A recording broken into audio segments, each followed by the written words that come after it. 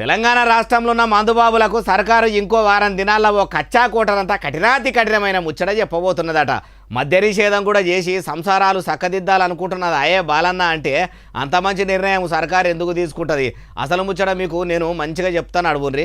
ఏలుబడిలకు వచ్చి 2 ఏళ్ళ అర్థం కాబట్టి ఎన్ని దినాలు ప్రజాపాలనల ఎన్నడూ కూడా కోటర సీసాల మీద బీరు సీసాల మీద ఒక్క రూపాయి కూడా పెంచలేదు. ఇప్పటికి కూడా పెంచకుంటే ఆబ్గారీ శాఖ మొత్తం ఆగమయ్యేటట్టు ఉంది. అది గిట్లా ఆగమైతే సర్కారు గల్లా పెట్టి ఎల్తయ్యే కాడికి వస్తుంది. గవర్నమెంట్ గల్లా పెట్టి ఎప్పుడు గలగల అనాలంటే కోటలు బీర్ల మీద రేట్లు పెంచాలి అన్నట్టు సర్కారు ఆలోచన చేసిందట.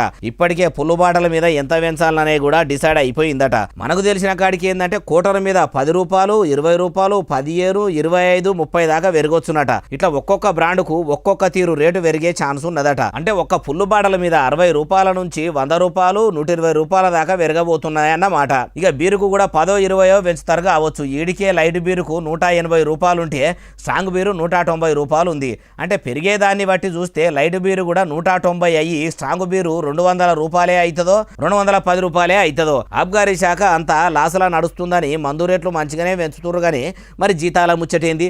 జీతాలు కూడా 10%, 15%, 20% పెంచితే ఈ ఖర్చులు అక్కడ భర్తీ అవుతాయి కదా. పెట్రోల్ డీజిల్ కాడి నుంచి ఇట్లా కోటలు బీర్ల దాకా మాత్రము ధరలు పెంచుతారు. కానీ శాలరీలు కూడా ఎందుకు పెంచరు? ఎప్పుడైతే సముద్ర ధరల కాడి నుంచి సామాన్ల దాకా పెరుగుకుంటా పోతాయో అప్పుడే ఆలస్యం చేయకుండా ప్రభుత్వ ప్రైవేటు ఉద్యోగులకు కూడా జీతాలు పెంచాలి అనే చట్టాన్ని కూడా తీసుకొస్తే అప్పుడు సల్లకు తోడు పెట్టినట్టు ప్రజలకు జర నిమ్మలం ఉంటుంది. లేకుంటే నిత్యావసర వస్తువుల ధరలు పెరిగినందుకు నిత్య నరకమే ఉంటుంది. అట్లా కాకుండా ఉండాలంటే అందరు ఉద్యోగులు జీతాల పెంపుకు చట్టం తేవాలని ఏకమైతే బాగుండు. కానీ అన్ని రంగాల ఉద్యోగులకు రంగానికో సంఘం ఉండే అందరికీ శృతి కలిసేనా అంటుర్రు ఈ ముచ్చటిన్నోళ్ళు.